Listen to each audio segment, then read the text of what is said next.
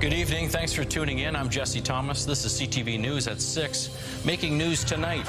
Wildfire watch. Fire crews were back on the ground battling a fire north of Miramichi today.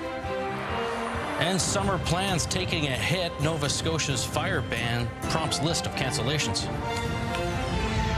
And the current stretch of hot and dry weather extends through the weekend into next week. Live from our Maritimes News Center, this is CTV News at 6. Here is Jesse Thomas. Good evening. We begin in New Brunswick, where 4 people are dead following a collision in Moncton last night. The 2-vehicle crash happened just before 9:30 on the Honorable Brenda Robertson Bridge. A car and a tow truck collided. All 4 people in the car died. Their identities will be confirmed with an autopsy.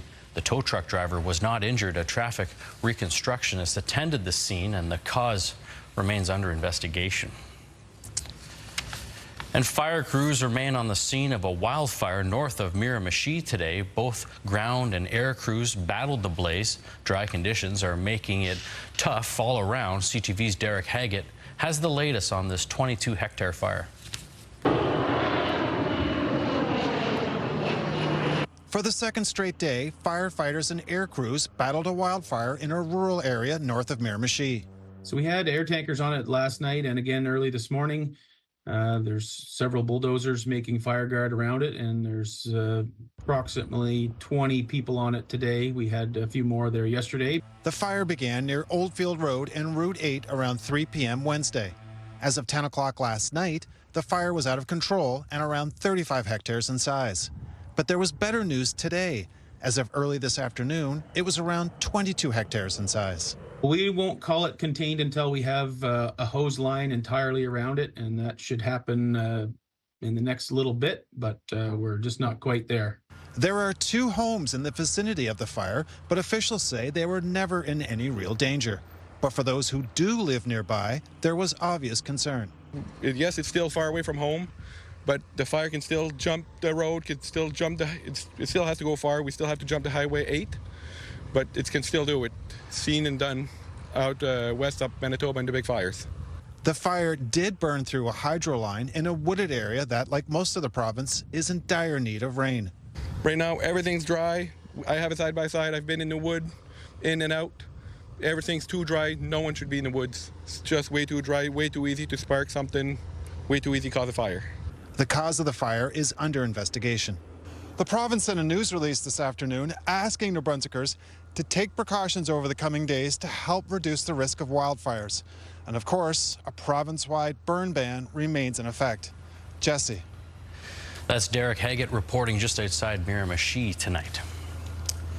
So how long will these dry conditions last? Let's get our first look at the weather now. For that, we go to CTV meteorologist Kaylin Mitchell. Hey, Kaylin. Yeah, the next several days, it looks like, unless there's a big change in sort of the long-range weather pattern right now, which means the wildfires, the dry conditions around the Maritimes, not going to be getting a lot of help from the rain. There was a thin haze of wildfire smoke present over the region for today, or actually returned over the region for today, and that's expected to be around as well over the next couple of days. It is high enough, though, not to really be impacting air quality, which is still being rated as between 1 and 3 around the Maritimes, which is a low-risk category. That thin haze showing up here on our satellite imagery, and as we take a look at an outlook for the movement of some smoke, some wildfire smoke, and most of this has been produced by the wildfires in Western Canada, you can see that some more is expected to be around as we move through the end of this week, as well as at times through the upcoming weekend, showing here through the grays and in towards the oranges, where it might be a little bit more dense. Most of this, again, high enough not to cause us any issues. You might want to check in from time to time on the air quality index values as put out by Environment Canada at times through the upcoming weekend. Now tonight, aside from that haze, we're looking at generally clear conditions again. So another good night to get some stargazing in. There's a waxing gibbous moon, 97% illuminated. You can spot that above the southern horizon late this evening, like 11 p.m. onward. If you're up very early in the morning hours, you can spot the pair of planets, Jupiter and Venus. They'll be bright above the northeastern horizon pre-dawn. And the Perseids meteor showers still ongoing, still active, with the peak still ahead of us coming up on August 12th and 13th. Jesse. All right, thanks, Kalen. We'll see you back here again for your full forecast, of course, in about 15 minutes' time. Now, a province-wide fire ban remains in effect across Nova Scotia as the dry conditions continue to raise the risk of wildfires. And while the ban is meant to keep communities safe, it's also having a bit of a ripple effect on summer activities, from campgrounds to kids programming. CTV's Hafsa Arif has the story. Piles of unused firewood, all cut, sorted, and ready before the province-wide fire ban was put in place.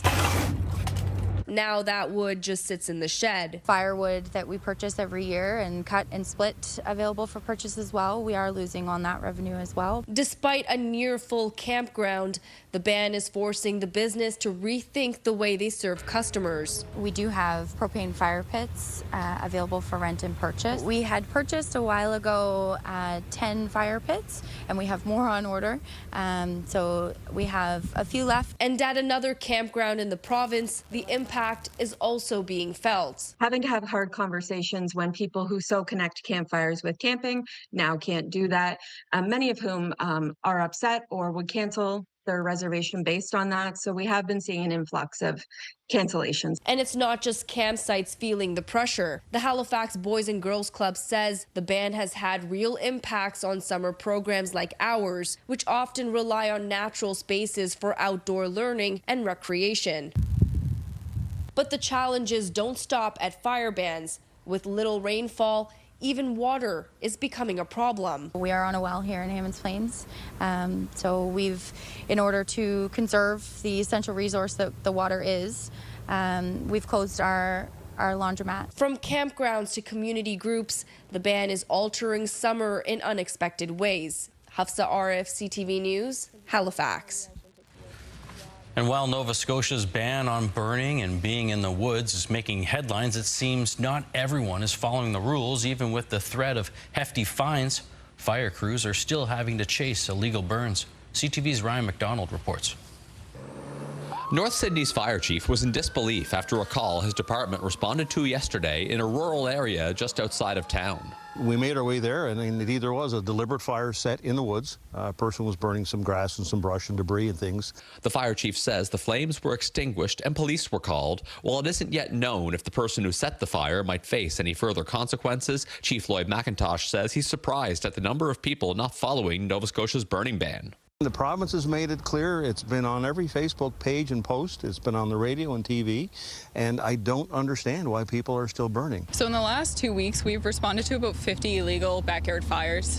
The Cape Breton Regional Municipality says its fire crews have been stretched thin by responding to unnecessary calls. Today, they announced the closure of all wooded municipal trail systems and echoed the province's threat of a $25,000 fine for violations. People know that there's a burn ban in place and people are not listening, and it's overburdening our system, and we need to make sure that fire are able to respond to calls that are actually needed, and people are taking those resources away. Nova Scotia's manager of forest protection says no new $25,000 fines have been issued since the province announced the ban on entering the woods 2 days ago. He says they too are dealing with cases where people are either not following the rules or are unclear about them. Reports of smoke that we're following up on. Staff have been responding to a couple of calls each day around the province. And their varying scenarios. Meanwhile, the Canadian Constitution Federation, a right-leaning group, has sent a letter to Premier Tim Houston and Natural Resources Minister Tory Rushton, arguing that the hiking ban violates people's freedoms, and have started a petition calling on government to restore access to the woods.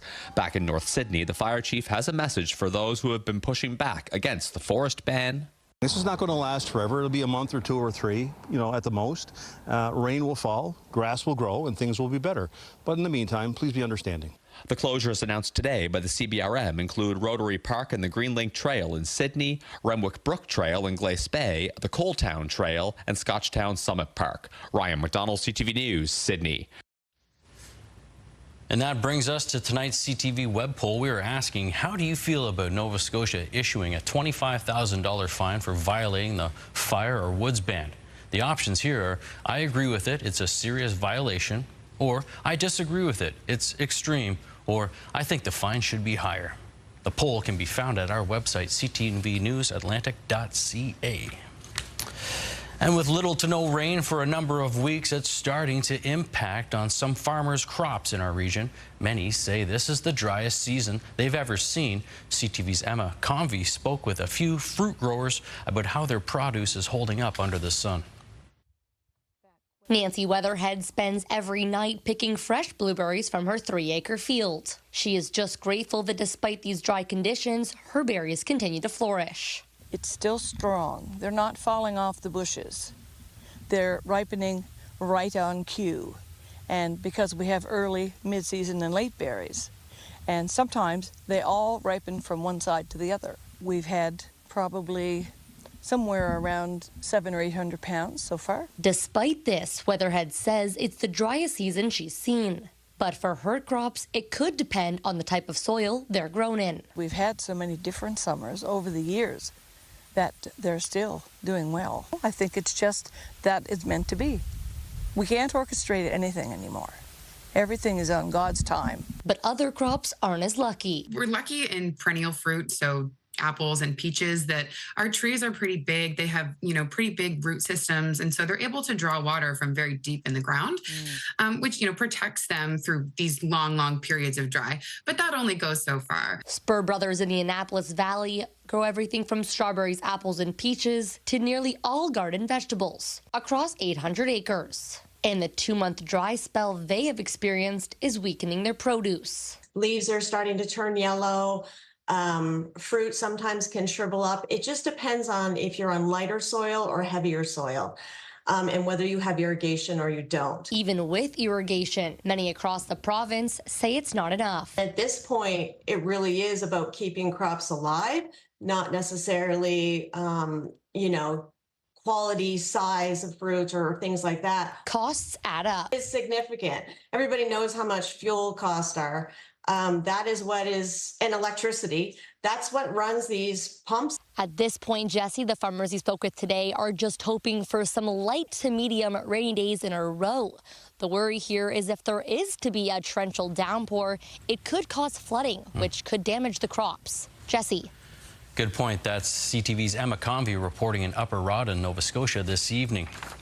Now, later in the show, we'll get an update on the dry conditions in the woods from Nova Scotia's Department of Natural Resources. And a reminder, for more on any of these stories, visit our website, ctvnewsatlantic.ca. Halifax City Councillors were told the number of homeless people within the municipality continues to grow exponentially despite the challenges posed by the housing crisis. One councillor and the provincial minister overseeing homelessness agree there's been some positive progress. CTV's Callum Smith reports. City Councillor Sam Austin never would have given the province kudos for its handling of the homelessness crisis, but that's starting to change. We would have hundreds and hundreds of people outside if it weren't for the temporary options that have been opened.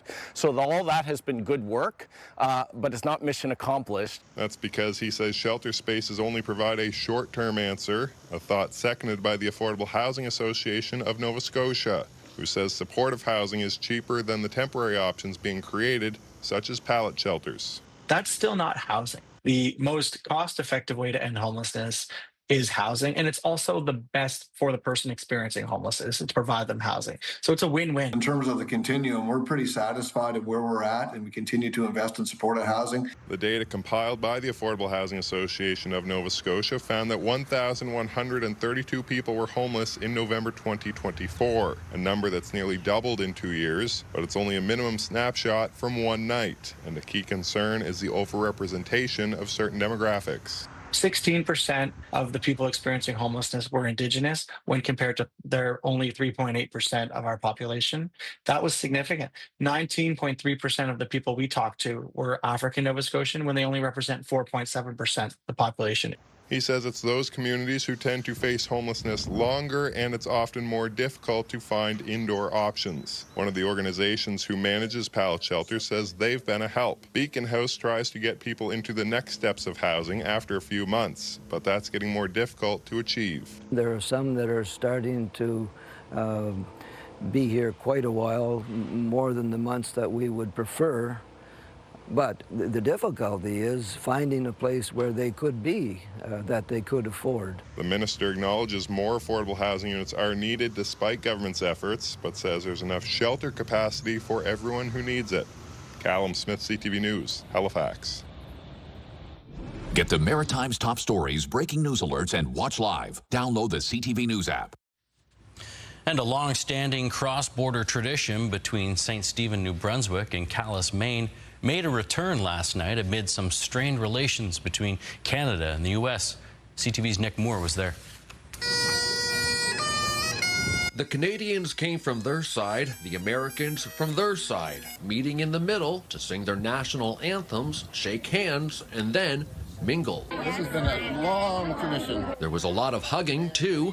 We Hug It Out is actually the theme for this year's International Homecoming Festival between St. Stephen, New Brunswick and Calais, Maine, leaning into these interesting times. And it's just good to get back and understand that we are one community, and it's good to see that we are one community. We have a lot of family on both sides, and to have us all together, it's just heartwarming. The meet and greet on the Ferry Point International Bridge has kicked off this festival since 1974, and organizers weren't quite sure what to expect for 2025 given the trade war. To have people come out from both sides of the border to celebrate this occasion, especially this year, I just think there was a lot of questions how things would go, but I'm just so pleased. It's certainly a nice salve to some of the frustrations and challenges we've been feeling. New Brunswick Premier Susan Holt and Maine State Representative Arthur Mingo were some of the dignitaries who took part. These are two communities that we need to make sure that the friendship stays in place no matter what's happening in other parts of the world.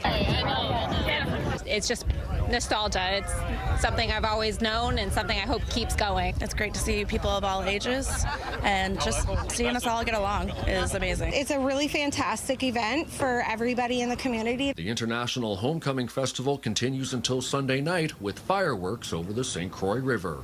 Nick Moore, CTV News, on the border of Calais, Maine, St. Stephen, New Brunswick.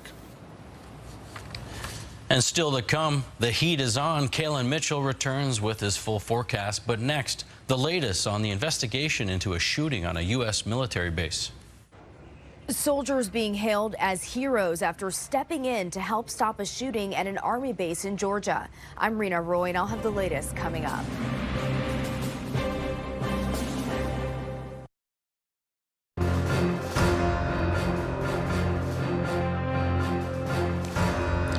Welcome back. South of the border, a major investigation's underway after a shooting at a military base in Georgia that left 5 soldiers wounded. The suspect, a U.S. Army sergeant, was taken into custody as authorities now try to figure out a motive.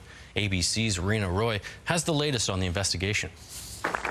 Quick-thinking soldiers being hailed as heroes after jumping in and helping when police say a fellow soldier opened fire at Fort Stewart Army Base in Georgia. Mutual aid request for a gunshot wound on Fort Stewart. The fast action of these soldiers under stress and under trauma and under fire absolutely saved lives from being lost. The Secretary of the Army visiting the base today, crediting those soldiers with saving lives after taking down the suspect mid-attack. One of the soldiers tackled the person, so just think about this.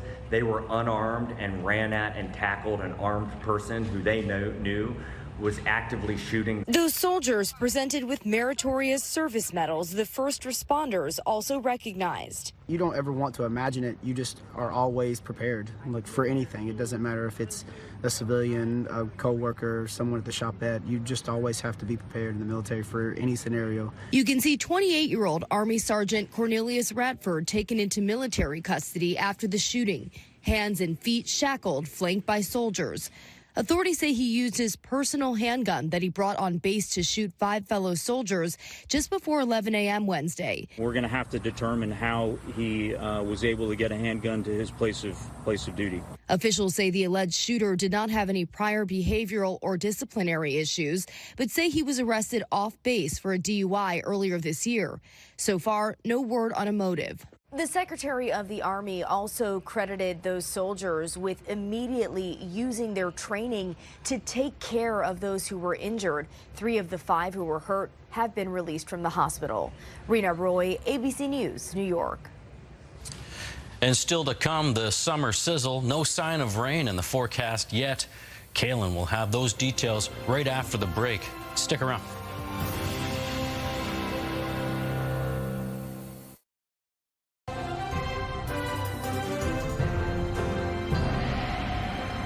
And here's a live look at Charlottetown, 625. It's 25 degrees. I'd like to be on a beach in PEI right now. Oh, it's beach weather for sure, and more days like it ahead in the forecast.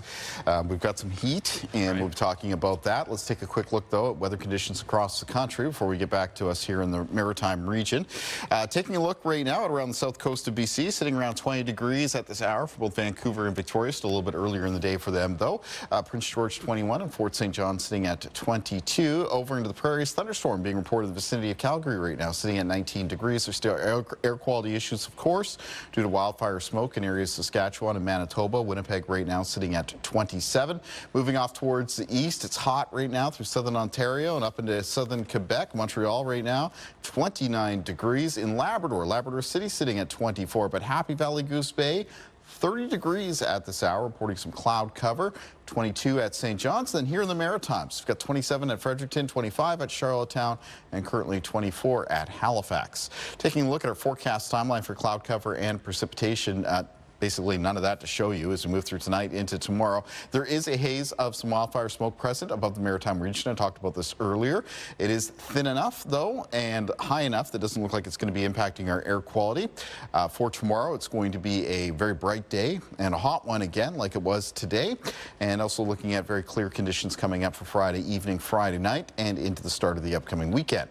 Winds in the forecast for tonight and for tomorrow. They're going to be on the lighter side, just a breeze around the Maritimes, generally out of the southwest on Friday and mostly sustained between 10 and 20 kilometers per hour. Might be the occasional gust that gets up between 20 and 30. That's about it.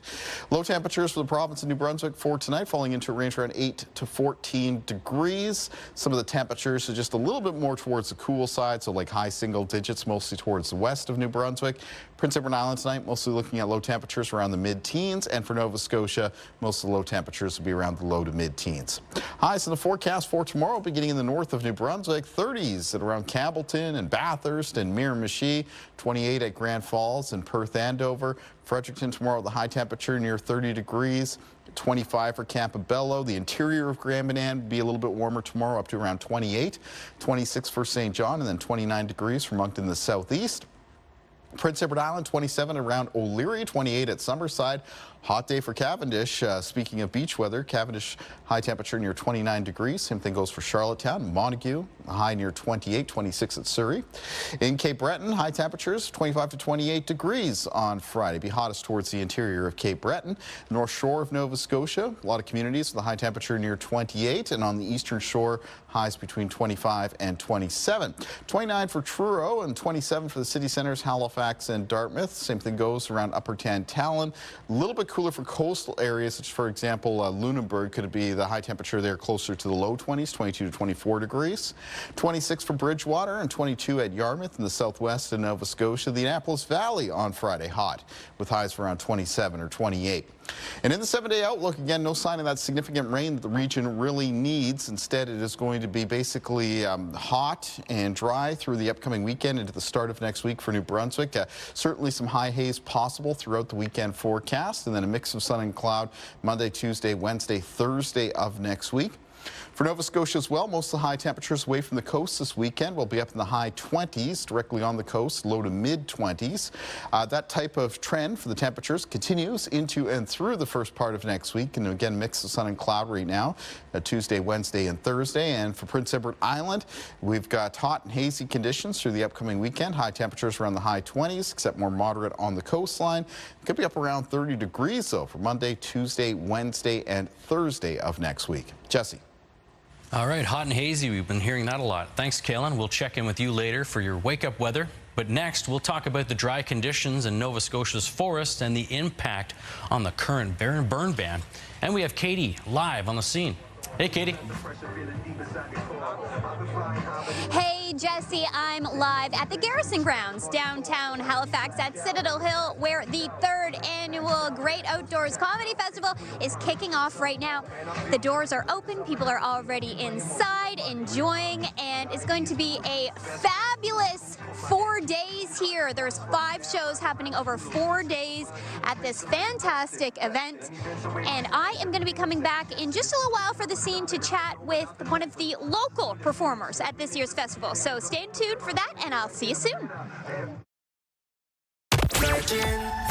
Okay, so coming up tomorrow on the show, last chance to win our tickets to get out to the Halifax International Wine Festival. That'll be after 8 a.m. Plus, join us for your chance to win $100 in groceries. Good luck.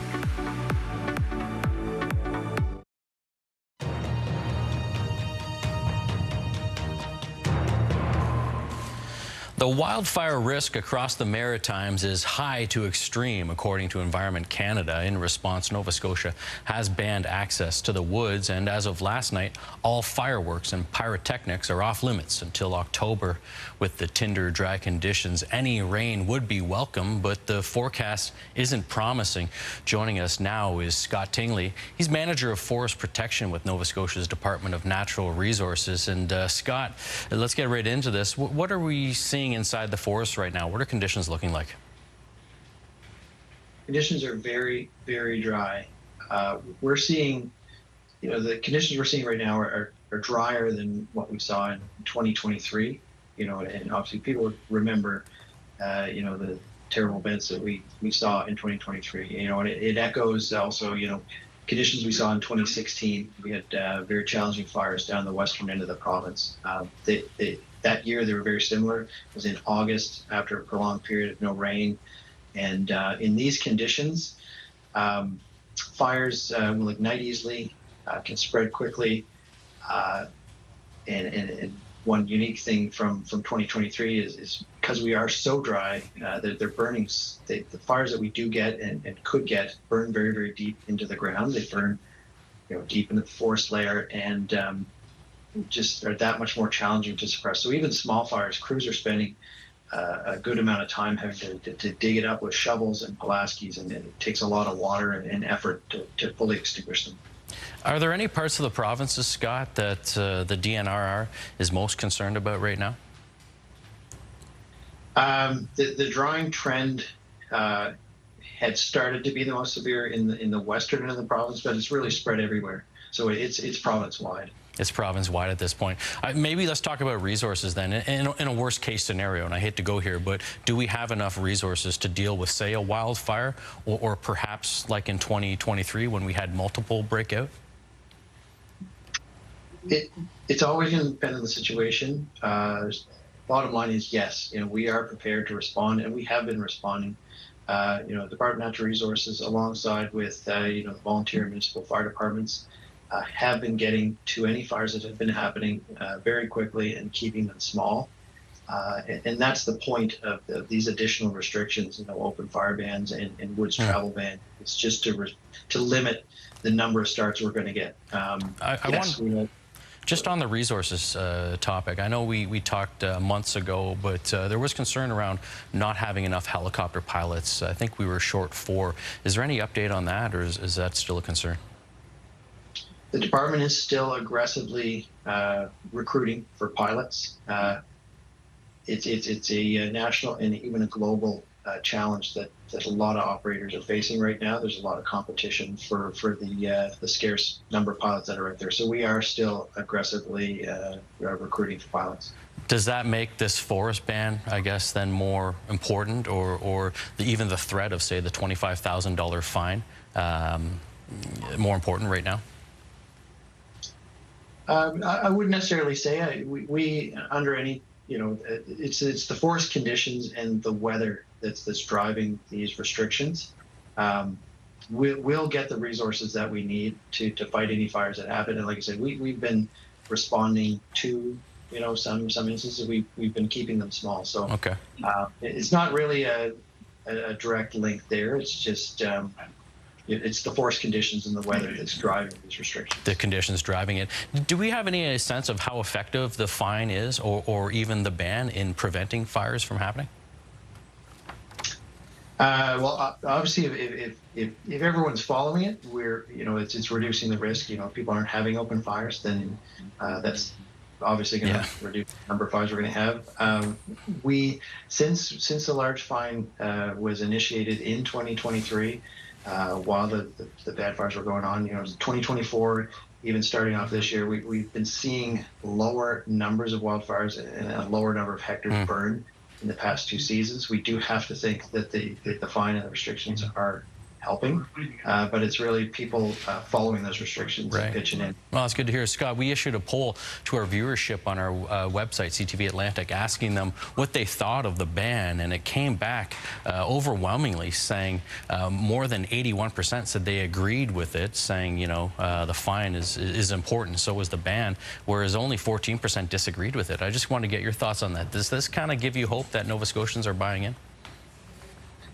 Absolutely, and we know that Nova Scotians are going to step up and pitch up. This is similar to the, in some ways to the pandemic situation where people figured out the rules and they followed them. And, if it took some time to get a bit of clarity, they're erring on the side of caution and not taking risks. This isn't the time to take risks. Right. And yeah, here we are getting close to another weekend, though. I'm just wondering, what's the message you want to get out to Nova Scotians, Scott?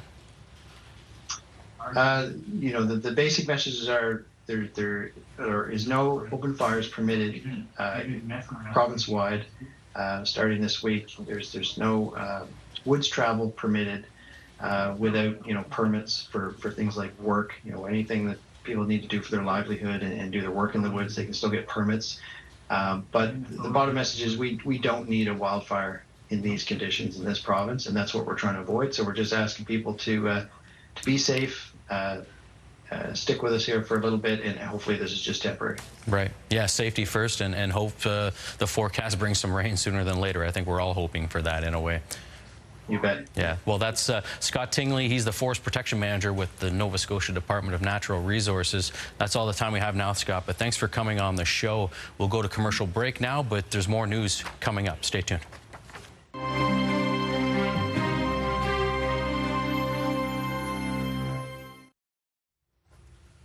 In the Lifeline tonight, scientists say it may be possible to protect aging brains from Alzheimer's with an old remedy.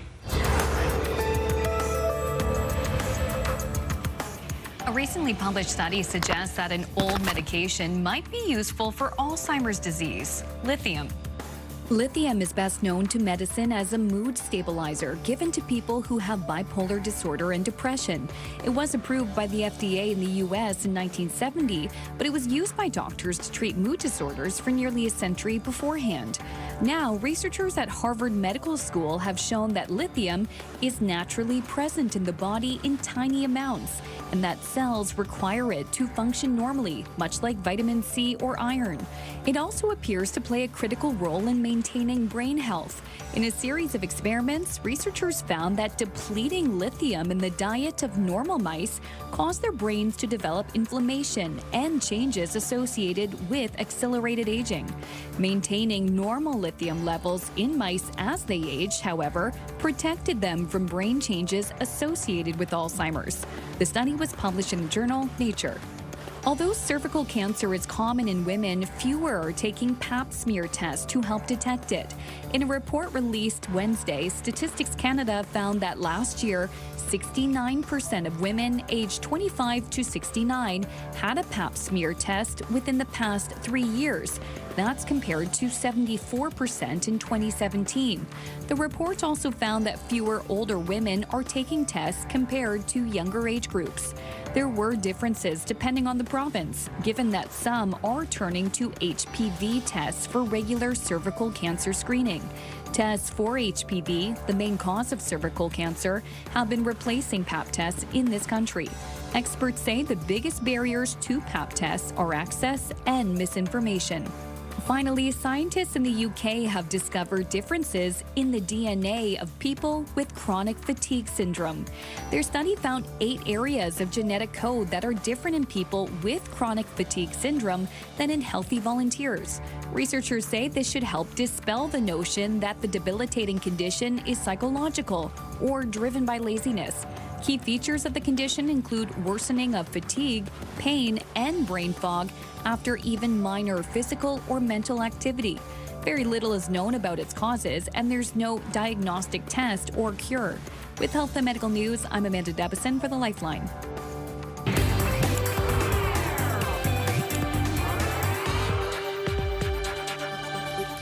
And some of the biggest names in comedy are taking over the Halifax at the Great Outdoors Comedy Festival this week with 5 shows over 4 days on the Garrison grounds. CTV's Katie Kelly is live on the scene with one local performer who seems to be very excited to hit the big stage tonight. Hey, Katie.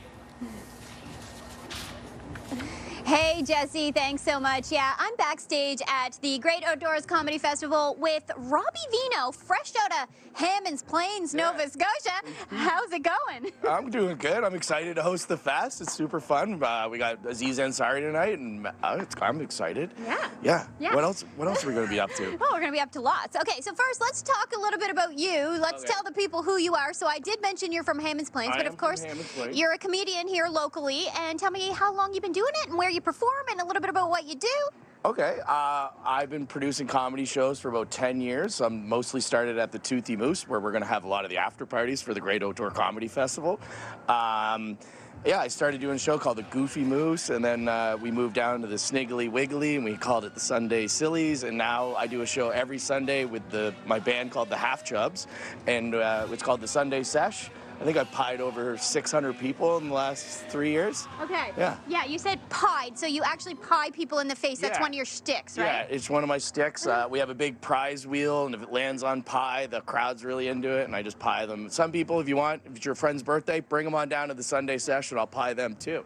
Awesome. So people can find you every Sunday. That's kind of like your constant gig, right? I'm there every Sunday. So like if I go to Toronto or Ottawa or anywhere like to go do comedy, I will definitely be back on a Sunday because it's literally my favorite show. Aw, yeah. That's awesome. Yeah. Okay, so we mentioned that we're backstage. Besides the Great Outdoor Comedy Festival, of that's course. also my favorite show. Of course, of course. So we are backstage. This is a really cool little area here. There's a bar. Call it the green room area. Yes, the green room. And then over behind us, there's like campers where all the big celebs are going to be, and they're going to be chilling a little bit later. Yeah, they told me to stay out of that area. Yeah, we're not allowed over there. Yeah. But we are allowed on stage. Yes. So let's head up there, and we were going to bring our friend DJ Ivy a drink. DJ Ivy needs some. Okay. He needs to be refreshed. Yes. Okay. We're going to grab him a drink, and then we're going to whip around this way and go check out the stage. Okay, this drink. You've got 2 drinks. Double fisting. Yeah, but this one I'm wearing all white and an iced coffee. Here, let me.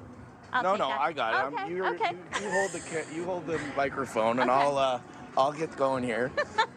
Okay, so we're heading up on the stage. So this is a really, really cool thing for you because you get to be on this big stage at the Great Outdoors Comedy Festival. Yeah. I know that there's a lot of, big names, but there's also a lot of locals too. Talk to that piece because it's a really cool opportunity.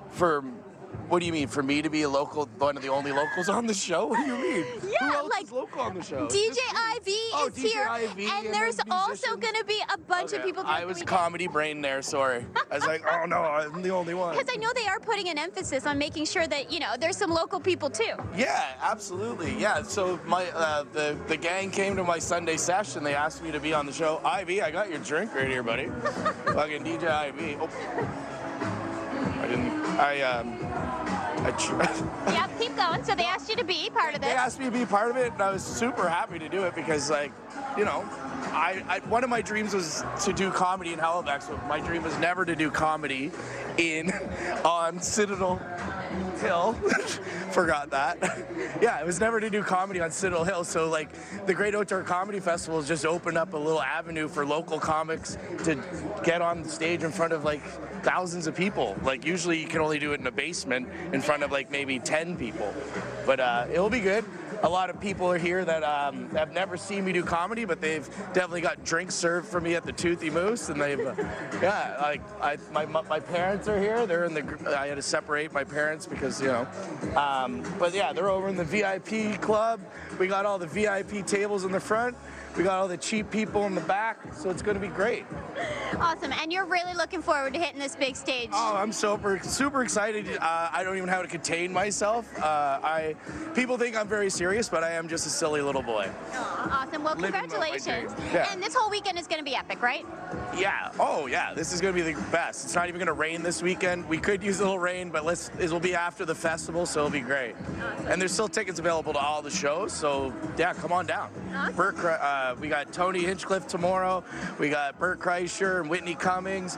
Then John Mulaney, Mike Birbiglia, Nick Kroll, Fred Arvidsson on Sunday. It's going to be great. And then if you want, just come to the Sunday session, see me, and you might get pied. Awesome. Okay, sounds good. Thank you so much, Robbie Vino. I'm going to throw it back to the studio. All right, taking the Comedy Club outdoors. Thank you, Katie. Let's take a look at tonight's primetime lineup now.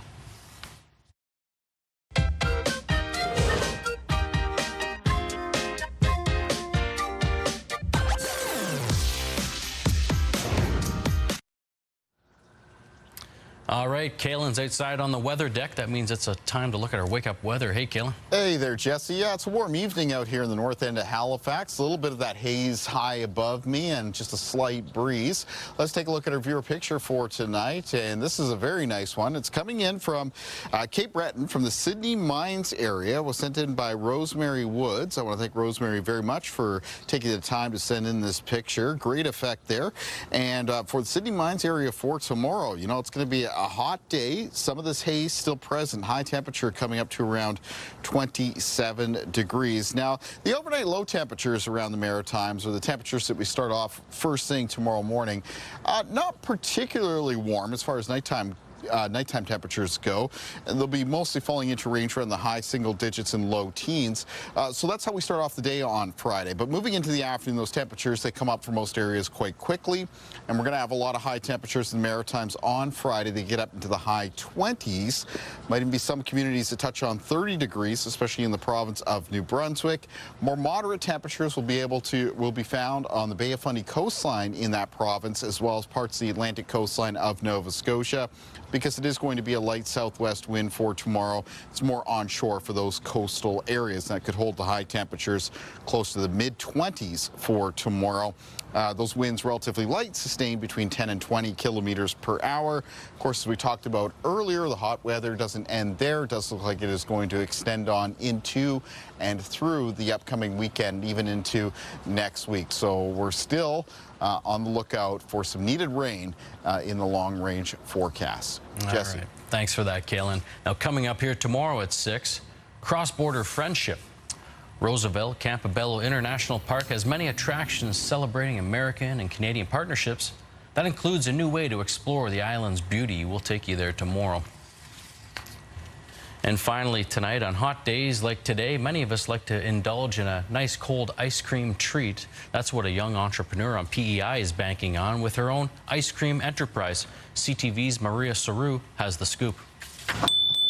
When customers ring the bell at Scooper's Dairy Bar, the pint-sized entrepreneur behind the counter Hi, how can I help you? is sometimes a surprise. They think that I'm way older. Roya Cooper, just 11 years old, runs the shop. Some cash she had saved up helped start it. A small business loan covered the rest. I thought ice cream was really cool. I loved eating it, and I wanted to start my own business. It's not her first enterprise. When she was 6, she made French books out of Post-it notes. She sold those bad boys for $5 a piece to tourists. She loves money. Always has. Roya's parents operate several businesses, including the Brudenell riding stables right next door. It's unreal. Super proud. And she's so good at doing everything. Scooping can get sticky, and Roya's last employee threw in the towel. Too much cleaning for her. So for now, she works 7 days a week. Most of the time, customers leave happy. I love the ice cream, and the chocolate, of course, is my favorite. But Roya has learned you can't please everyone. Some are like, this ice cream scoop isn't so big. You have to redo it. Her latest creation is nacho ice cream, which comes with a big scoop, sauce, sprinkles, and waffle chips. But her favorite flavor is peanut butter fudge crunch. Roya says she wants to serve many more Sundays in the years to come. Her dream is that the business will grow with her. Maria Saru, CTV News, Brudenell, Prince Edward Island. And that's our show for this evening. Thanks for tuning in. If you missed it, we run it again in a moment on CTV2. I'll be back here for your next newscast at 11:30 and ctvnewsatlantic.ca. It's always updating. Check that website for more. Thanks for watching. I'll also see you back here tomorrow night at 6. Have a great night, everybody.